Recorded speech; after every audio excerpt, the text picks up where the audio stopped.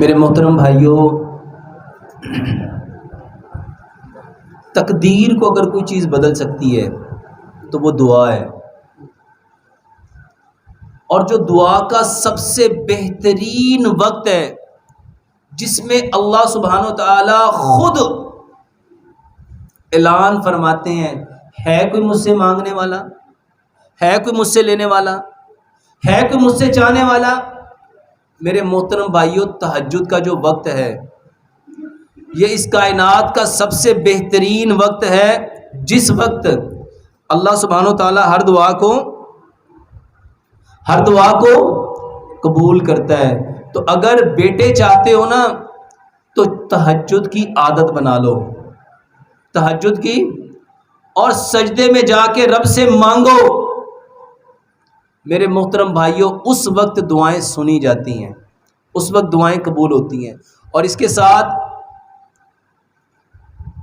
ایک حکمت کی بات ہے، اس میں حقیقت کہاں تک ہے واللہ عالم،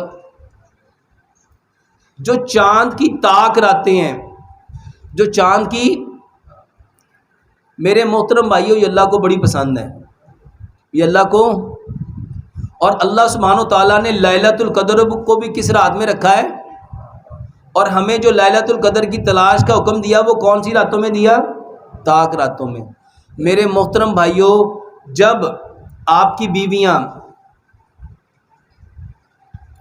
یہ جو پیریڈز ہوتے ہیں اس سے پاکیزہ ہوں،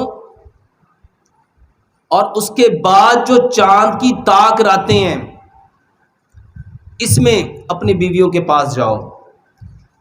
بہت بہترین طریقہ یہ ہے کہ جب آپ اپنی بیویوں کے پاس جاؤ تو 2 نفل پڑھو اور اللہ سے دعا کرو، اور جو بیوی کے پاس جانے کی دعا ہے، اللہم جنب الشیطان جنبنی الشیطان ما رزقتنا، یہ دعا کا اہتمام کرو اور پھر ملو۔